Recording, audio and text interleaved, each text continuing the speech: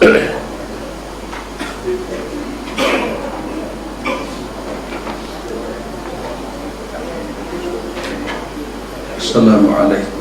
warahmatullahi wabarakatuh. Al-Fatihah. A'udzu billahi minasyaitonir rajim. Bismillahirrahmanirrahim. Alhamdulillahi rabbil alamin arrahmanir rahim maliki yaumiddin. Iyyaka na'budu wa iyyaka nasta'in ihdinas siratal mustaqim. Shiratal ladzina an'amta 'alaihim ghairil maghdubi 'alaihim waladdallin.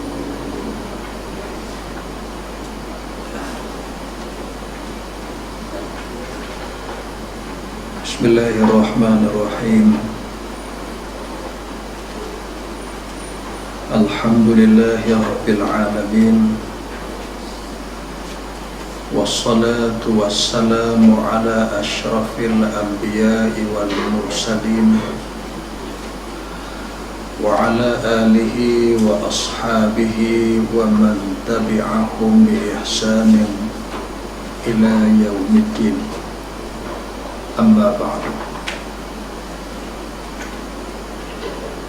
Tuan-tuan muslimin dan muslimat yang dirahmati Allah,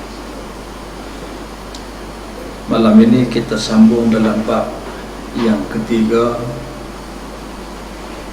yaitu sejarahnya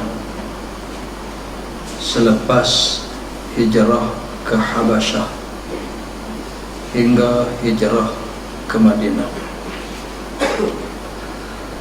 Di antara peristiwa yang muncul dalam tempoh masa ini adalah sebagai berikut. Pertama, pada tahun ke-10 daripada kebangkitan Nabi sallallahu alaihi wasallam, telah meninggal dunia bapa saudaranya Abu Talib. Sepanjang hayatnya Abu Talib cukup banyak membela dan mempertahankan Rasulullah sallallahu alaihi wasallam. Kerana itu kaum Quraisy tidak berani menyakiti diri baginda selama Abu Talib masih hidup, lantaran takut dan menghormatinya. Apabila beliau telah meninggal, mulailah kaum Quraisy berani mengatur rancangan untuk menyiksa dan menyakiti Nabi sallallahu alaihi wasallam. Oleh sebab itu, kehilangan Abu Talib menimbulkan rasa duka cita yang amat mendalam bagi baginda sallallahu alaihi wasallam. Sesungguhnya baginda sangat mengharapkan agar supaya bapa saudaranya Abu Talib mengucapkan 2 kalimah syahadah di saat beliau di ambang maut, tetapi malangnya beliau enggan melakukannya kerana takut dicela oleh kaumnya. Tuan-tuan muslimin dan muslimat yang dirahmati Allah, kisah yang pertama disebut oleh pengarang kepada kita sesudah para sahabat radhiyallahu anhum berhijrah ke Habasyah, ialah bagaimana Nabi sallallahu alaihi wasallam diuji dengan satu ujian yang cukup hebat, yaitu ujian kehilangan, kematian orang-orang yang penting yang selama ini berada di keliling Nabi sallallahu alaihi wasallam. Pertama, orang yang penting itu ialah Abi Talib. Abi Talib saya kira adalah merupakan suatu nama yang cukup masyhur dalam kehidupan kita hari ini bila kita baca sejarah Nabi sallallahu alaihi wasallam. Sebulan dua lagi kita akan berjumpa dengan bulan Rajab. Bulan Rajab, bulan yang kembali kita mengingati suatu peristiwa agung yang berlaku kepada Nabi sallallahu alaihi wasallam, iaitu peristiwa Isra dan Mi'raj. Bila baca peristiwa Isra dan Mi'raj, salah satu daripada banyak-banyak peristiwa Isra dan Mi'raj, kematian Abi Talib ini menjadi suatu perkara yang akan disebut. Sebab tuan-tuan, sikap orang-orang Mekah, terutama dari kalangan pembesar-pembesar Mekah dan pendekatan pembesar-pembesar Mekah terhadap Nabi sallallahu alaihi wasallam berubah selepas daripada kematian Abi Talib. Sebab Abi Talib pegang sungguh amanah yang ditinggalkan oleh bapaknya Abdul Muttalib. Kita masih ingat tuan-tuan bagaimana Abdul Muttalib telah memberi suatu amanah yang cukup besar kepada Abi Talib. Apa dia amanahnya? Iaitu menjaga Nabi Muhammad sallallahu alaihi wasallam. Walaupun Abdul Muttalib pada waktu sakitnya dia ada ramai lagi anak-anak yang lain. Anak dia di antara yang cukup masyhur tuan-tuan ialah Abi Lahab. Tapi bila sebut nama pun rasa macam tak boleh harap lah. Abi Lahab. Dia ada anak, di antaranya ialah Hamzah. Tapi Hamzah sebaya dengan Nabi sallallahu alaihi wasallam. Daripada ramai-ramai anak ini, walaupun dia menyedari Abi Talib ada tanggungan yang banyak, dia ada ramai anak. Walaupun Abdul Muttalib tahu Abi Talib bukan orang senang, dia orang yang taraf hidupnya sederhana, tapi satu kelebihan yang ada pada Abi Talib, bila diberi satu-satu amanah, dia akan pegang sungguh. Jadi atas dasar inilah Abdul Muttalib memberi kepercayaan kepada Abi Talib untuk menjaga Nabi sallallahu alaihi wasallam, dan memang dia jaga sungguh. Daripada mula dia pelihara Nabi, usia Nabi 8 tahun, sampai tuan-tuan usia Nabi 50. Kita boleh bayang sendirilah. Daripada Nabi kanak-kanak sampai Nabi jadi remaja, sampai jadi anak muda, sampai jadi satu orang dewasa. Daripada Nabi sebelum kahwin sampai Nabi sesudah kahwin, sampai Nabi dilantik menjadi Rasul. Berapa tahap yang dilalui oleh Abi Talib dalam penjagaan terhadap Nabi. Daripada banyak-banyak tempoh ini, yang paling mencabar 10 tahun, iaitu sesudah mana Nabi sallallahu alaihi wasallam diangkat menjadi Rasul. Daripada umur Nabi 40 sampai 50, dalam 10 tahun ini berbagai dugaan, cabaran, tekanan yang Abi Talib hadapi. Peringkat awal, orang duk tanya, bila orang mai rumah Abi Talib, kadang-kadang nampak Nabi bersembahyang dengan Sayyidatina Khadijah, dengan Sayyidina Ali. Orang mula tanya Abi Talib, Muhammad buat apa? Itu peringkat awal. Peringkat orang nak tahu. Abi Talib kata dia buat ibadat cara dia. Dia sedang sembahyang. Orang Mekah tanya kepada Abi Talib, berapa ramai orang yang beribadat, berapa ramai orang yang buat macam Muhammad buat. Abi Talib kata, tak ramai. Ya, aku tahu Muhammad, isteri dia, anak aku. Nah, ini peringkat awal. Selepas itu tuan-tuan, Nabi Muhammad mula ubah pendekatan dakwah secara terbuka. Abi Talib mula menghadapi tekanan. Bila dakwah secara terbuka, artinya Nabi sudah bersiap sedia untuk berdepan dengan pembesar-pembesar Quraisy ini secara berhadapan. Apa sahaja kemungkinan, Nabi dah sanggup. Waktu tu tekanan cukup dahsyat. Mula dia main dalam bentuk pujuk, minta Abi Talib bercakap dengan Nabi Muhammad. Kemudian dia main pula dalam bentuk yang lebih keras sikit, tekan. Kalau kamu, wahai Abi Talib, duk macam ni juga, tak boleh bagi tekanan pada anak saudara kamu, kami susahlah. Nah, semua kita susah. Jadi Abi Talib pun mula terasa satu tekanan. Bila tekanan tuan-tuan tak berkesan juga, dia mula main dalam bentuk ugut. Kalau macam ni sikap kamu, bukan setakat kepada Muhammad, dengan kamu pun kami nak kena ambil tindakan. Bila dia nampak tekan ugut pun tak jadi, mula main dalam bentuk tawaran.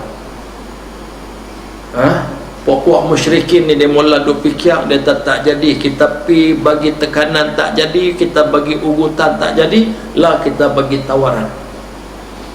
Pergi jumpa Abi Talib, bawa mai satu anak muda sebaya dengan Nabi, yang bagi mereka cukup kacak, bagi mereka badan cukup hebat, bagi mereka anak muda ni cukup terkenal, bawa mai. Abi Talib, kod kamu ni payah sangat nak tekan, nak pesan, nak halang anak saudara kamu daripada buat kerja yang kami tak suka. Lah begini, kamu ambil ni anak muda ni, ambil jadi anak kamu, buat mai Muhammad kat kami. Apa tuan-tuan Abi Talib jawab? Abi Talib jawab pada waktu itu, dia kata, ini adalah pertukaran yang tidak adil. Kamu serah anak kamu untuk aku jaga, kamu nak ambil anak aku untuk kamu bertindak. Ini tak adil. Ini Abi Talib. Sampailah tuan-tuan, semua tekanan-tekanan, ugutan dan juga tawaran-tawaran yang diberi ditolak oleh Abi Talib, terus membela Nabi. Akhir dia main dalam bentuk kepungan ekonomi 3 tahun. Kita baca dah sebelum ni bagaimana Nabi Muhammad, ahli keluarga, para sahabat berdepan dengan suatu tekanan yang sangat-sangat dahsyat, iaitu kepungan ekonomi. Nak bermuamalah dengan orang lain tak boleh, nak beli barang tak boleh, duit ada. Sampai para sahabat, sampai Nabi SAW terpaksa hidup dalam keadaan ikat perut, tak ada makanan. Cukup dahsyat. Tuan-tuan, di saat dan ketika yang macam ni lah Abi Talib yang sudah berusia mula jatuh sakit. Dalam sakit itu pun, tiap-tiap malam dia akan pastikan Nabi berada dalam keadaan selamat. Pasal dia kenal lah kawan-kawan dia, buat-buat musyrikin, pembesar Mekah ni, kawan-kawan dia yang boleh buat apa sahaja terhadap Nabi Muhammad. Maka pada ketika itu, tiap-tiap malam Abi Talib akan tetapkan di mana tempat Nabi nak bermalam. Muhammad malam ni di sini, malam esok aku akan atur, malam tak lain pula. Tu keadaan Nabi Muhammad 3 tahun tuan-tuan. Dan Abi Talib pun 3 tahun menghadapi tekanan ini. Artinya bila kita faham ini, kita akan rasa apa? Subhanallah, Abi Talib telah menghabiskan banyak usia dia untuk mempertahan Nabi Muhammad sallallahu alaihi wasallam. Dan Nabi sallallahu alaihi wasallam pun Sebagaimana kebanyakan riwayat tuan-tuan sebut, Nabi habis riak, habis ikhtiar, habis usaha pujuk Abi Talib. Yang macam ni punya pegang amanah, yang begini punya hebat membela Nabi, tapi sayang Abi Talib tidak memeluk Islam. Kita pun tak tahu tuan-tuan, kita tak tahulah nak cerita macam mana perasaan bela, sanggup susah, sanggup payah, sanggup berhabis-habisan, sanggup sampai berikat-ikat perut sama, tapi tak terima apa Nabi bawa. Dia nak tolong bela, dia nak bantu tapi tak terima. Susah tuan-tuan untuk kita nak cerita. Allahu a'lam lah. Saya ada orang cerita, Tuan Haji Munir mungkin lebih tahu, berlaku di Padang Terak. Katanya ada satu siang agama Buddha, dia berkawan dengan orang Islam, duduk kampung orang Melayu, sampai dia reti amalan orang Islam ni. Sampai masuk waktu dia boleh pimpang. Dia boleh pimpang. Saya tak tahulah betul ke tak cerita ni. Bila selesai orang pegang mai nak sembahyang, dia keluar. Pasal apa hang tak sembahyang? Hang yang bang. Dia tak, aku siap.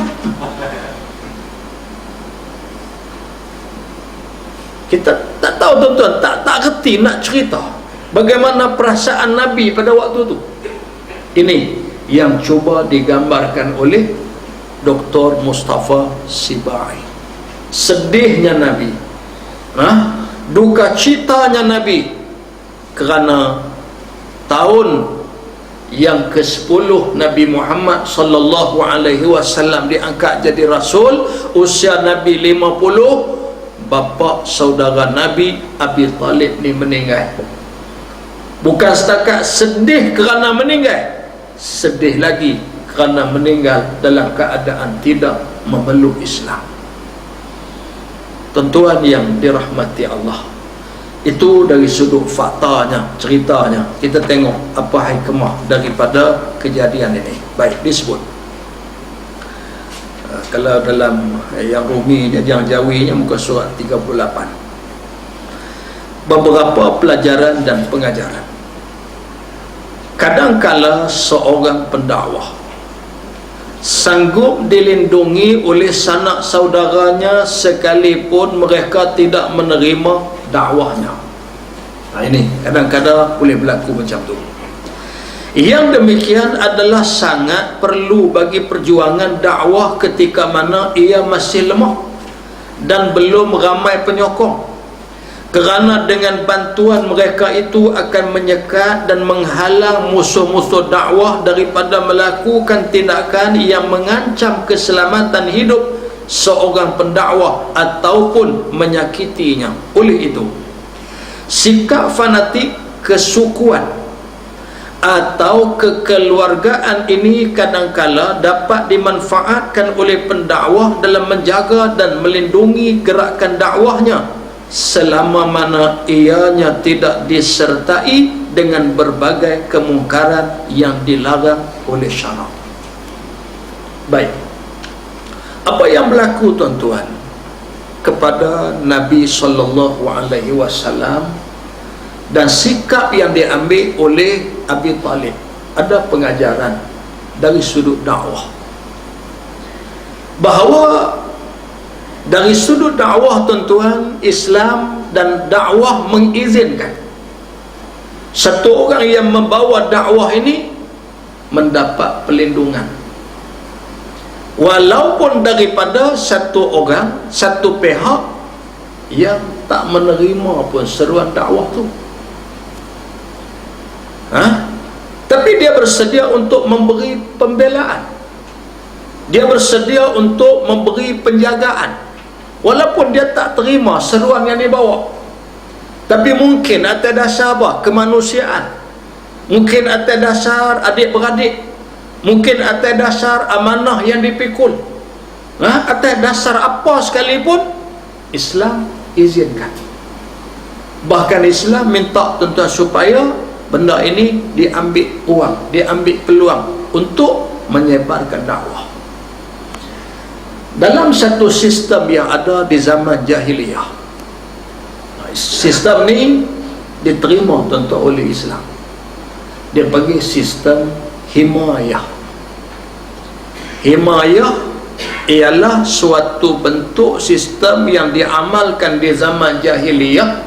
Orang yang ada kedudukan, orang yang ada kelebihan, memberi perlindungan kepada orang yang lemah.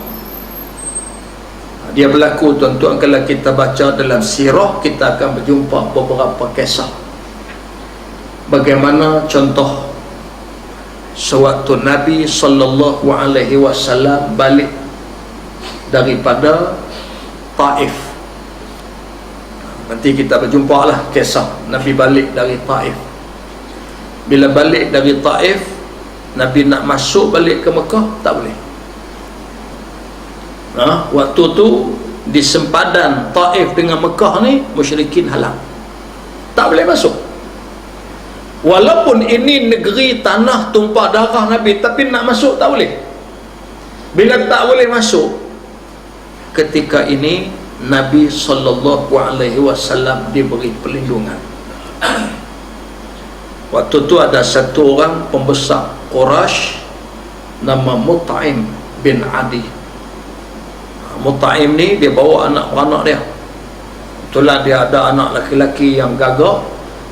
Dengan bantuan daripada dia, dia minta dia buat satu kepungan. Nabi pun masuk dalam kepungan ni. Dia pun masuk Nabi dalam kota Mekah. Nabi cukup ingat tuan-tuan jasa Mut'im bin Adi. Jadi Nabi boleh masuk ke Mekah semula dengan perlindungan yang diberikan oleh Mut'im, anak-anak dan keluarganya.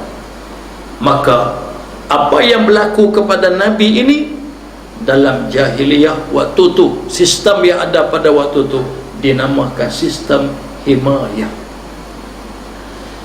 Yang kedua tuan-tuan, contoh berlaku kepada Sayyidina Abu Bakar As-Siddiq radhiyallahu anhu. Waktu Sayyidina Abu Bakar macam juga dengan sahabat-sahabat lain hak kita baca sebelum ni, mereka keluar daripada Mekah dengan sebab tekanan teruk sangat di Mekah untuk pergi ke Habsyah. Termasuk hak nak pergi Sayyidina Abu Bakar. Dia pun bungkus barang juga, siap apa semua, jalan keluar. Tiba-tiba berjumpa dengan satu pembesar Arab nama Abu Durnah. Abu Durnah ini tanya Abu Bakar, kamu nak pergi mana? Dengan bungkus barang, dengan apa semua ni, nampak pelik sangat ni. Kamu duk keluar berdagang tak macam ni. Ni gaya siap barang ni nampak pelik. Kamu nak pergi mana? Sayyidina Abu Bakar pun jawab, dia kata, Mekah sudah tak mengizinkan untuk aku mengamalkan pegangan aku. Mekah memberi tekanan yang cukup teruk pada aku. Jadi tak ada jalan dah, aku terpaksa tinggal Mekah. Tuan-tuan, Abu Durnah kata apa? Dia kata, Abu Bakar, kamu orang baik, kamu banyak berjasa pada orang, kamu satu orang tokoh yang dihormati. Tak patut Mekah kehilangan orang baik macam kamu ni. Ini Abu Durnah. Maka kata Abu Durnah, lah ni kamu balik, dia balik, aku bagi perlindungan. Dan dia mengumumkan kepada orang Mekah semua, jangan ganggu Abu Bakar. Abu Bakar berada di bawah perlindungan aku. Ini tuan-tuan sistem apa? Himayah.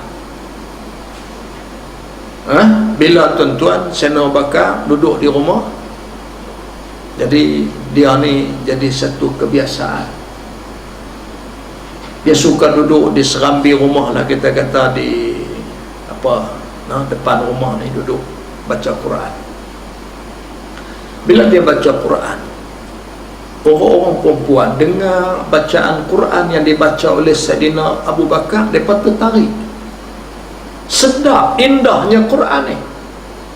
Ialah macam kita dengar tuan-tuan qari-qari baca Quran, kita duduk dalam kereta, Kadang-kadang kita lalu, tuan-tuan, ada kedai-kedai baru nak buka, dia pasang, kita tersentuh hati. Menyebabkan orang-orang perempuan yang ada pada waktu tu pakat mula main duduk tepi sana bakat baca, depa pakat main dengar, jadi ramai. Bila jadi ramai, tuan-tuan, Mekah panas. Sana bakat berjatuhlah sikit buat pisang sikat. Tepi rumah ni. Jadi orang pakat ramai lagi. Musim timur lagu lah. Dengan panas hangat apa semua, tapi orang suka, orang pakat ramai. Bila mai duduk jadi ramai. Bila ramai, orang Mekah sudah mula susah hati. Pembesar Mekah rasa apa yang Sana Bakar buat ni bahaya. Dia boleh menarik perhatian orang-orang yang selama ini jauh daripada Islam mula mendekati Islam. Ini bahaya. Pendekatan Abu Bakar, pendekatan yang bahaya. Walaupun Sayyidina Abu Bakar orang yang lembut, Sayyidina Abu Bakar bukan jenis keras, tapi Sayyidina Abu Bakar telah berjaya menarik perhatian orang. Lalu mereka nak pergi langsung kepada Abu Bakar, tak boleh. Abu Dughna sudah bagi tahu dia di bawah pelindungan aku. Mereka pun pergi jumpa dengan Abu Dughna. Lah beginilah Abu Dughna, kami nak main pesan ke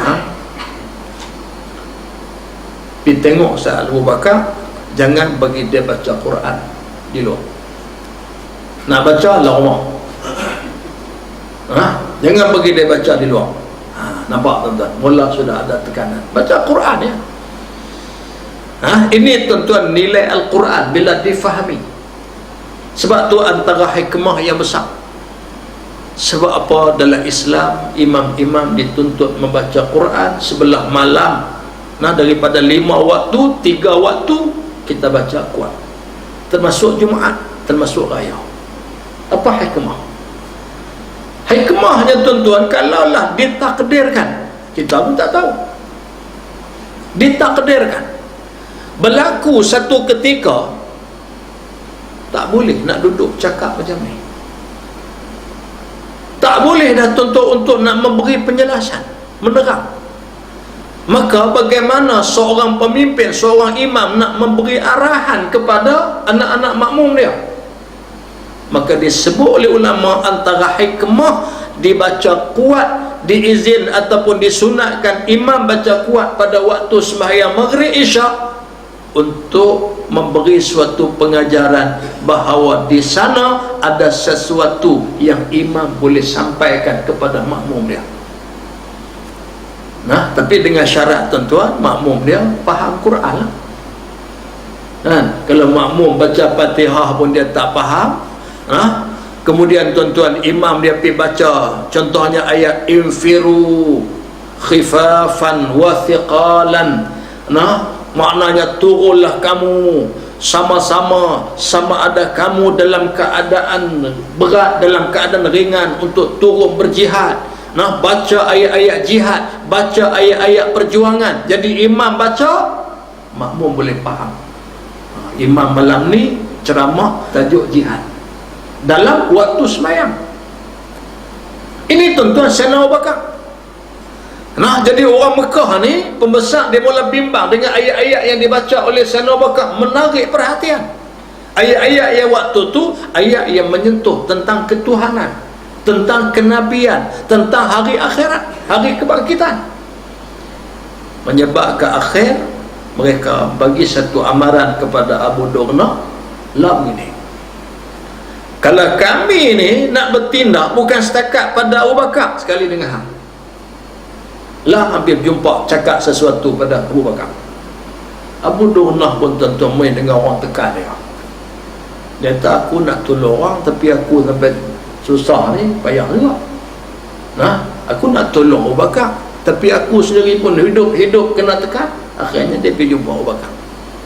Lagi ni lah dia tahu, Abu Bakar, aku nak minta, hang pun tahu aku bagi pelindungan dekat aku bagi pelindungan lah, aku nak minta berhenti baca Quran. Tuan-tuan, apa kata Sayyidina Abu Bakar? Sayyidina Abu Bakar kata, wahai Abu Dughna, sekarang aku pulangkan balik pelindungan kamu pada kamu. Ambil balik. Selama kamu bagi perlindungan kat aku ucap terima kasih banyak. Tapi hari ni aku bagi balik. Abu Durnah tanya, bila kamu bagi balik perlindungan aku ni, siapa nak lindung kamu? Siapa nak lindung kamu sekarang? Kata Sayyidina Abu Bakar As-Siddiq, aku serah untuk bernaung di bawah perlindungan Allah Subhanahu wa ta'ala. Itu dia, tuan-tuan. Nah, ni yang dikatakan sistem yang diterima oleh Islam. Dia terima bila dan dia tolak bila. Bila sudah sampai dilihat sistem itu menggugat kedudukan Islam, menggugat tuntun dakwah Islam, sistem ditolak. Inilah tuan-tuan yang ulama-ulama gerakkan, mengambil. Walaupun zaman Nabi, zaman para sahabat, zaman tabi'in, tak ada sistem demokrasi pilihan raya, tak ada.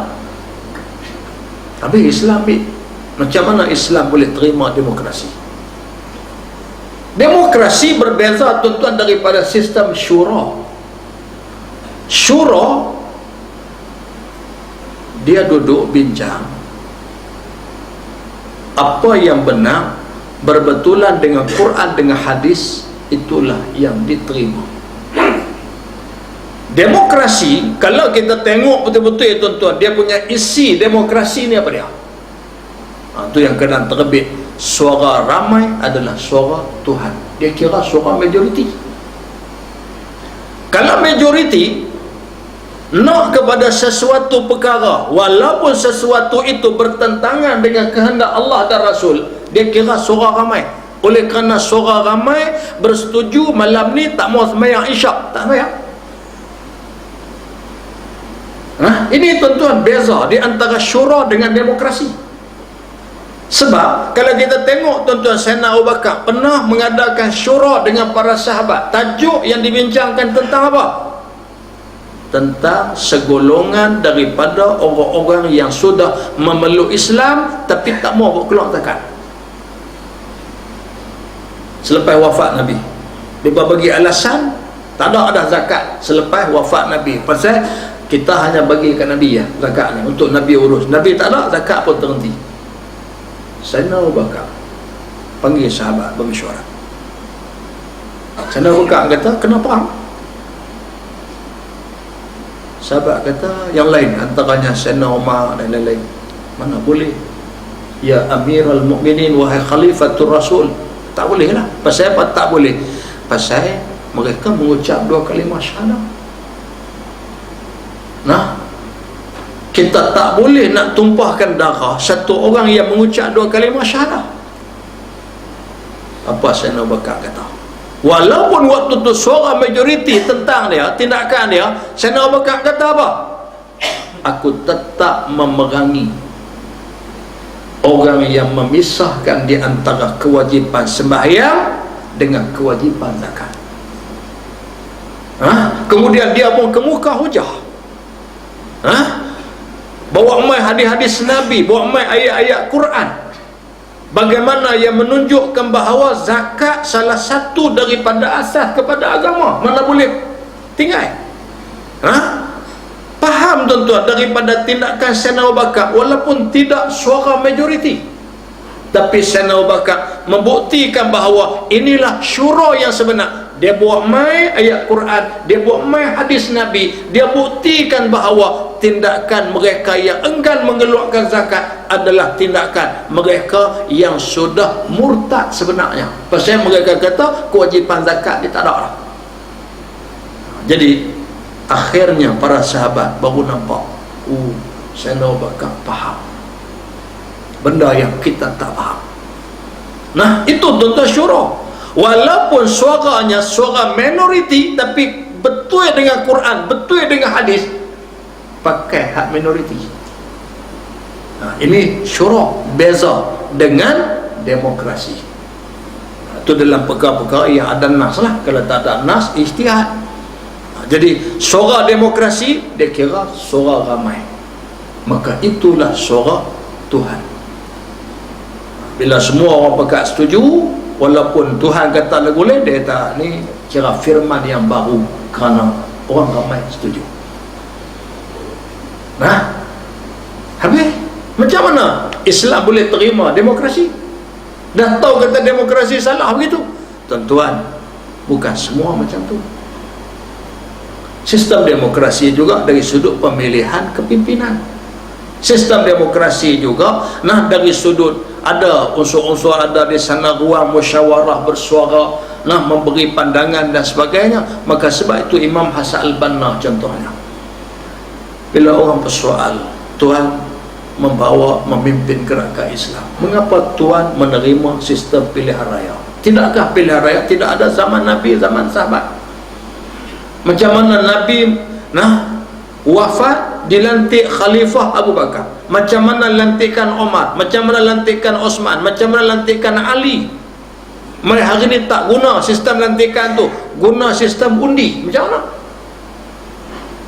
Tuan, Saidina Imam Hasan Banna jawab. Dia kata, aku terima sistem demokrasi pilihan raya kerana ada ruang di sana untuk berdakwah, boleh cerita kebaikan Islam, boleh cerita keburukan jahiliyah. Ambil takat tu. Selagi mana ada ruang dakwah, jalan. Tapi kalau sampai ruang dakwah pun tak ada dah. Sampai tak ada tuntun ruang untuk nak bersuara, sampai tak ada ruang untuk nak menyatakan kebaikan, untuk mencegah kemungkaran, pada waktu itu dia akan balik jadi macam Abu Durnah tadi. Bagi balik, ambil baliklah sistem nikah apa, kami tak mau. Kalau tak mau nak ambil sistem mana pula, tu fikir lain lah duk ada lagi.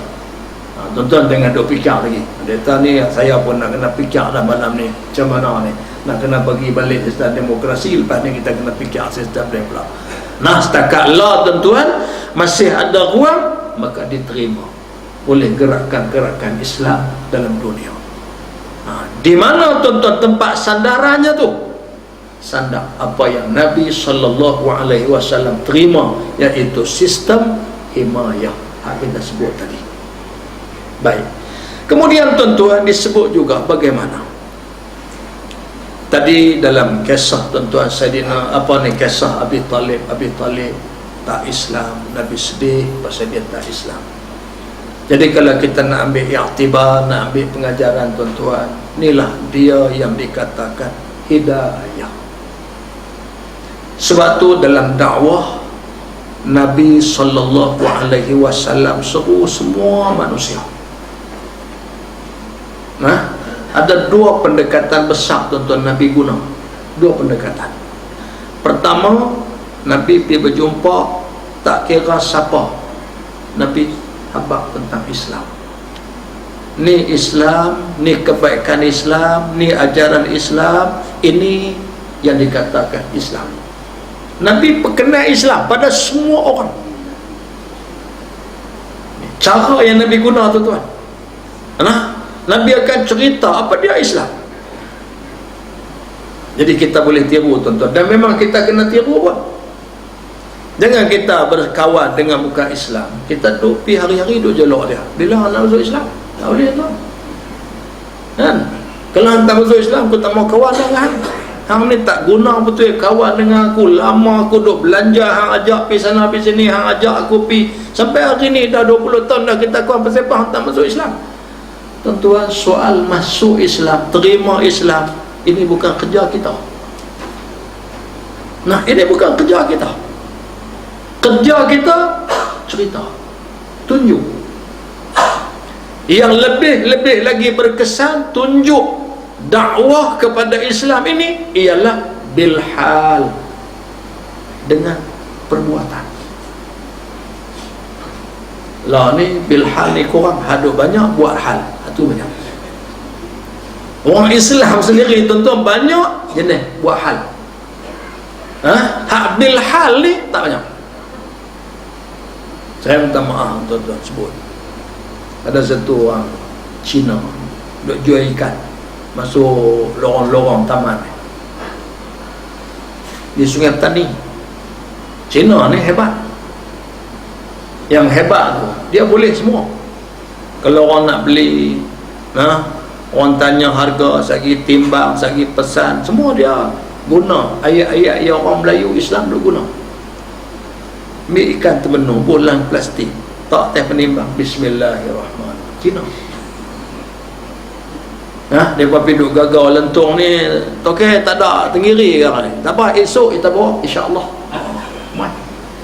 Siapa pergi tanya dia pula, lagu nak okey menegak lah dengan barang mahal dengan apa, dia kata alhamdulillah.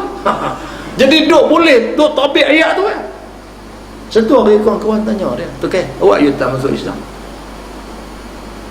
Awak you tak masuk Islam? You boleh alhamdulillah, boleh bismillah, boleh insyaAllah, pasal apa tak masuk Islam? Tu apa dia jawab?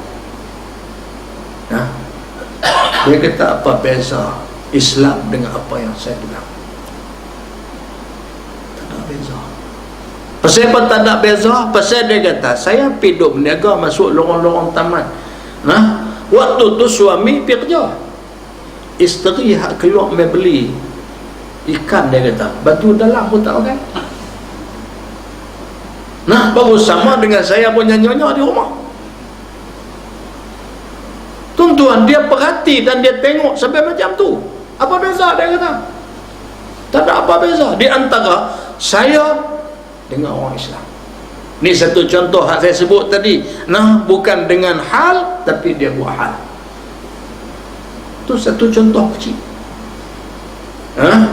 Aduh, mohong Cina ni lagi banyak kan, sampai dia apa sebut, dia kata Haji kalau cakap tajuk duit, dia kata itu tu Haji serban pun serban terbuka jatuh atas rimah. Tipu nombor satu. Tok lebay pun tipu juga, banyak kaki tipu. Inilah di antara perkara yang Nabi SAW tonjolkan dulu, tampilkan dulu dengan apa? Peribadi dia. Kemudian dalam masa yang sama Nabi jelas beritahu tentang Islam kan. Sebab tu kalau kita berkawan dengan bukan Islam, tuan-tuan, masa kita jaga. Kita abang kata kita nak jumpa dia pukul apa, kita sedaya upaya kita jaga. 3-4 kali, tuan-tuan, dia kata bagus you ni tepat masa. Kita kata Islam ajak saya jaga masa. Tapi kita hak ni yang gagal. Sampai terbit mai satu istilah jam Melayu, cukup tak guna, tuan-tuan. Sampai terbit mai jam Melayu, tu yang kita tak guna kan.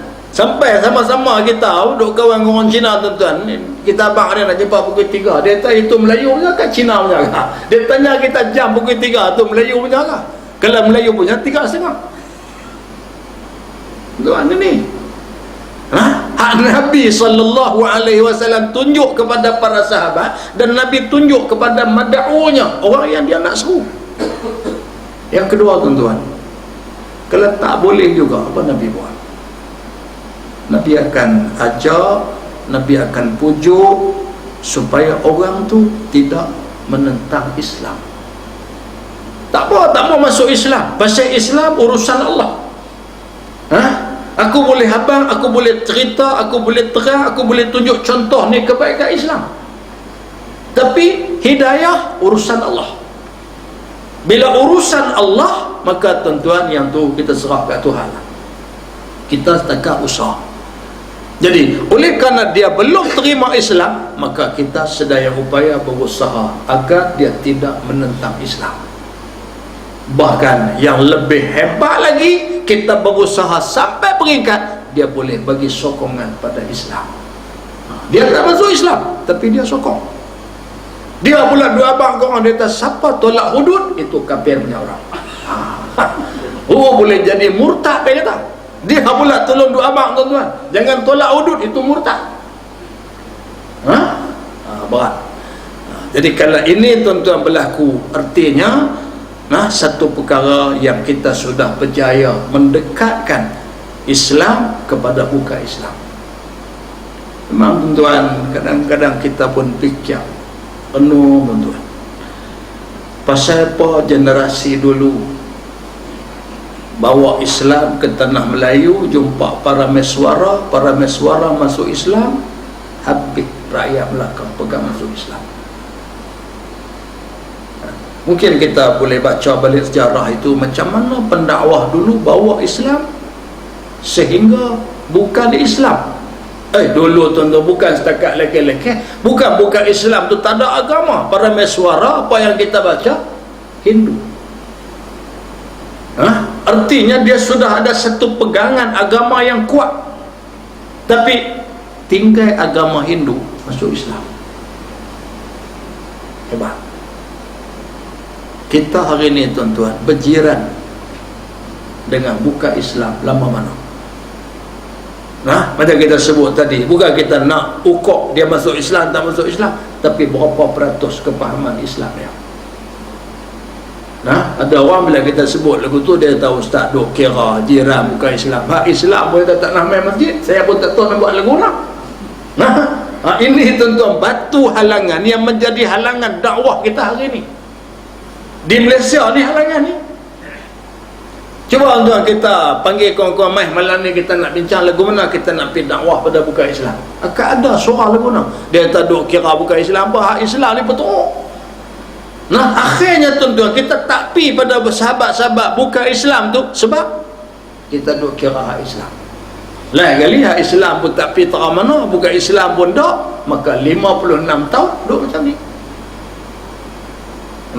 Maka sebab tu tuan-tuan, banyaklah pendekatan penilaian baru yang mungkin kita kena tengok supaya apa yang dibuat oleh Nabi SAW usaha sampai kepada detik yang akhir. Nabi usaha dengan bapa saudara sampai pada titik yang akhir, sampai terpisah roh daripada badan Abi Talib. Nabi terus berusaha, dan Nabi SAW memang cukup sedih, tapi Allah pujuk kesedihan Nabi. Innaka la tahdi man ahbabta walakinnallaha yahdi man yasha. Muhammad, sesungguhnya engkau tak boleh bagi hidayah petunjuk, walaupun pada orang yang ahbabta, paling engkau sayang. Sebab walakinnallaha yahdi man yasha, urusan hidayah ni urusan Tuhan. Sebab tu kalau kita tuan-tuan faham kisah ni dengan baik, Tuhan bagi hidayah kat kita, kita kena terima kasih banyak dengan Allah. Saya berjumpa satu pandangan ulama, dia kata sebesar-besar nikmat hadiah Allah kepada hamba dia ialah hidayah dan taufik. Dan sebesar-besar balasan hadiah daripada hamba kepada Allah ialah keikhlasan.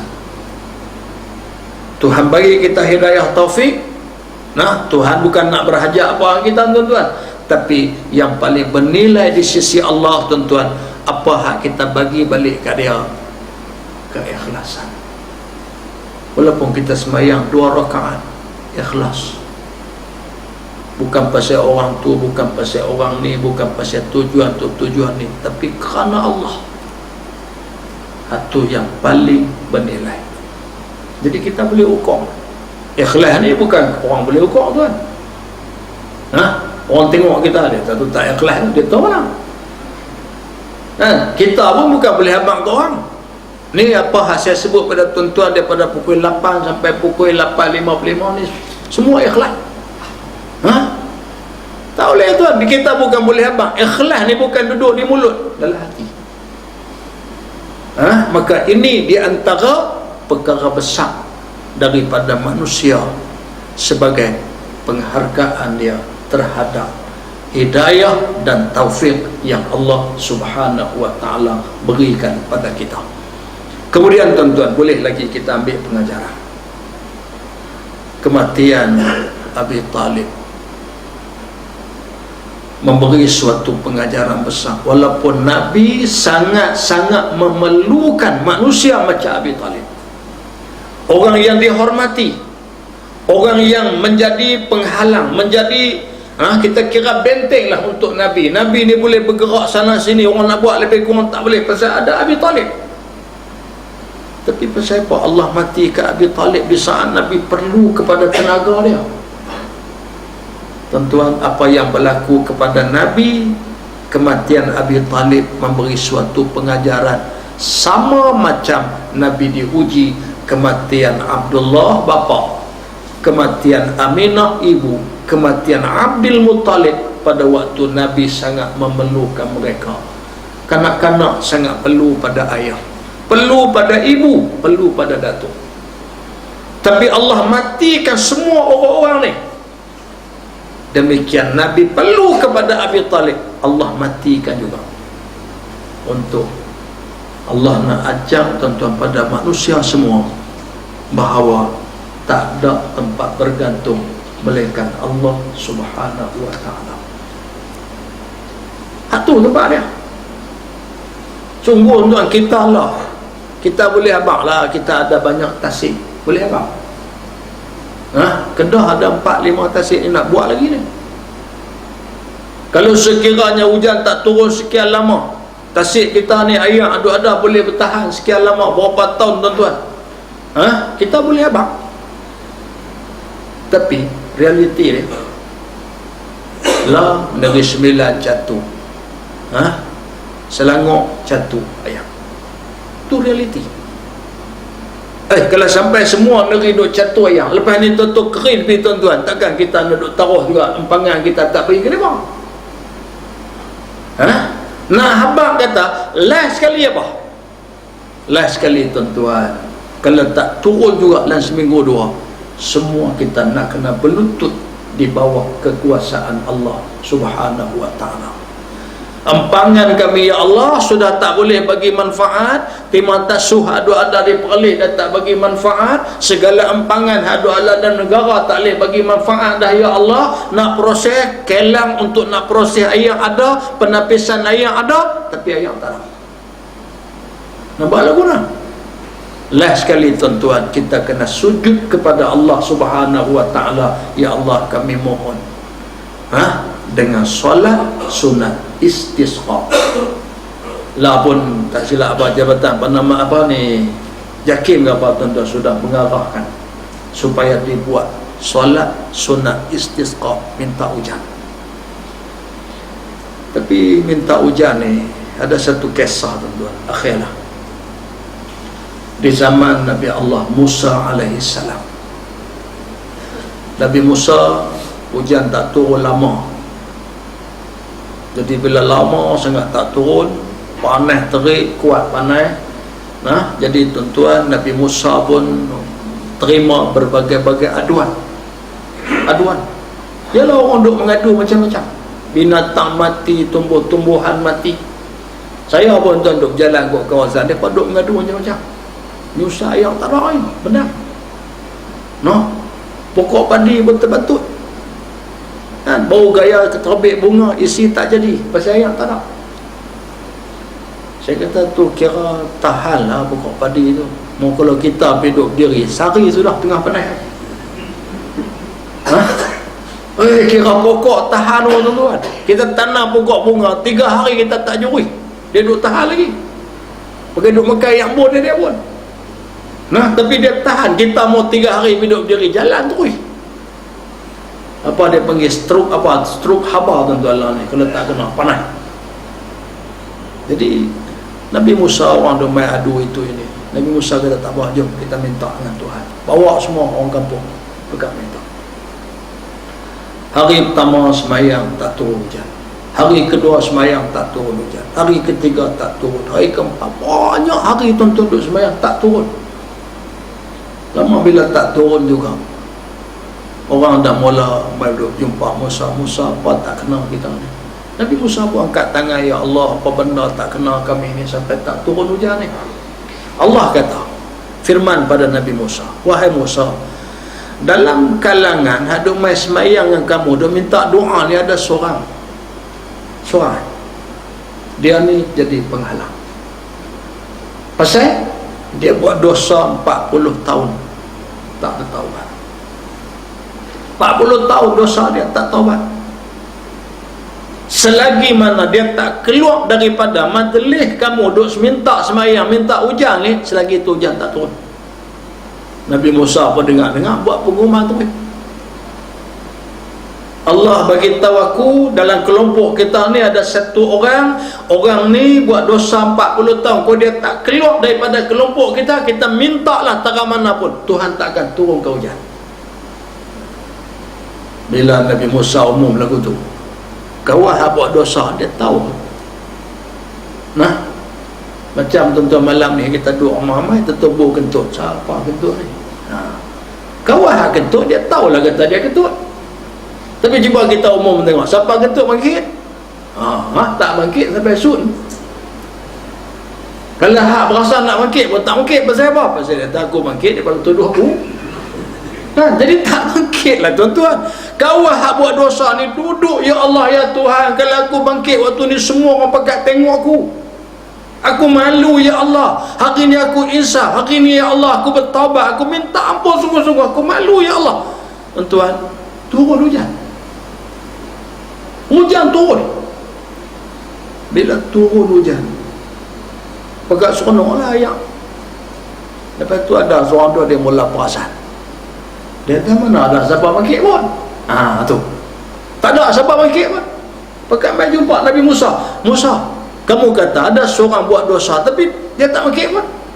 Pasal apa Tuhan? Turun hujan. Nabi Musa berdoa pula dengan Allah, ya Allah, engkau kata ada satu orang selagi tak bangkit dia, hujan tak akan turun. Ni dia tak bangkit, hujan turun. Allah kata, aku ampunlah dosa dia. Aku ampun. Pasal dia minta ampun sungguh-sungguh, aku ampun dah. Puak-puak Bani Israel ni mai pegang jumpa pula Nabi Musa. Musa, cuba tanya Tuhan hak mana tu? Tentuan inilah yang kata penyakit yang ada pada manusia. Nah, Allah Ta'ala berfirman kepada Nabi Musa, wahai Musa, tolong bagi tahu kepada kaum kamu suatu dosa yang aku sudah sembunyi, tak payah dukung yang buat kalau. Tu dia dengan aku dah sembunyi, cukup. Jadi tuan-tuan, perangai Bani Israel ni dia meleret sampai kita hari ni. Cukup syok tuan-tuan. Kau nak boleh cari dia tak baca berita tu, dia tak syok. Dia kalau boleh ni pasal apa ni? Pasal apa ni? Dia nak cari tuan-tuan, dia nak cari sampai dia boleh. Tu kadang-kadang ini benda yang tidak perlu kepada kita. Mungkin tuan-tuan ada perkara yang perlu, tapi hak tak perlu, tak payah. Lebih-lebih lagi yang melibatkan dosa orang, keaiban orang. Pasal kalau kita nak cari, nak koras, cari tuan-tuan keaiban orang, kita pun sedar kita pun ada banyak keaiban. Maka dengan sebab itu, marilah kita mohon dengan Allah boleh jadi dosa kita tuan-tuan yang menghalang turunnya hujan. Kita duk tengok aku duk berasa macam jiran aku dah hujan tak turun. Tu jenis kita tuan, jenis kita suka tengok orang lain. Lah kita tengok kita. Kalau semua kita pakat tengok, kita minta ampun dengan Allah sampai kita berdoa, mudah-mudahan tuan-tuan cuaca yang terlalu panas ni mungkin Allah ringankan sikit dan sebagainya. InsyaAllah panjang umur kita berjumpa pula. Kita masuk yang kedua. Allahuakbar. Bismillahirrahmanirrahim. Alhamdulillahirabbil alamin. Hamdan yuwafi ni'amahu wa yukafi'u mazidah. Ya Rabbana lakal hamdu kama yanbaghi li jalali wajhika wa azimi sultanik. Allahumma salli ala sayyidina Muhammadin wa ala alihi wa sahbihi ajma'in. Allahumma faqihna fid din wa 'allimna ta'wil wa ja'alna minal ulama'is salihin. Allahumma a'izna bil Islam wa a'izal Islam bina. Rabbana atina fid dunya hasanah wa fil akhirati hasanah wa qina azaban nar. Wa sallallahu ala sayyidina Muhammadin wa ala alihi wa sahbihi ajma'in. Walhamdulillahi rabbil alamin.